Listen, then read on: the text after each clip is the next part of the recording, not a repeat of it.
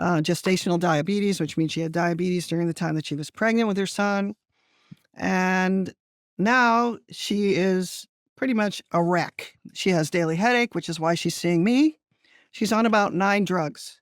She has several kinds of pain. She has a terrible pain down the front of her leg that she's been told is endometriosis growing on one of her nerves. She has terrible burning in her feet. She has terrible reflux. She poops once a week.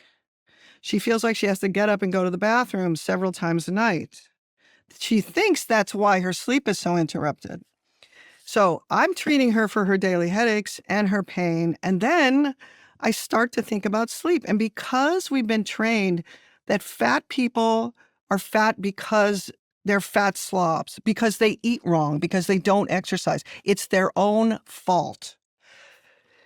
I don't even think about the fact that many of these things might have a common source and that she's been tortured by this her whole life. So I send her for a sleep study. She gets on CPAP. Over the time she's on CPAP, she gets a little bit better. Her sleep is better. She feels better. And then I stumble into vitamin D. Okay. Now we're going to set that as an example of the most horrible set of things you could have, perhaps. And another example, and we're going to watch what happens to these 2 women over time. The second one we'll call Natalie. And Natalie is tall, statuesque. She's a triathlete. She is also seeing me for daily headache. She grew up in a family that is of Italian origin. She is dark tan. She swims. She's athletic. She's outside all the time in the summer. 5 years ago, she had her first child, her daughter. She did well, no problems with her sleep. 2 years ago, she has her son. And since her son was born, she has not been able to go back to sleep. Even when her son goes back to sleep, she can't. She feels tired. She has postpartum depression.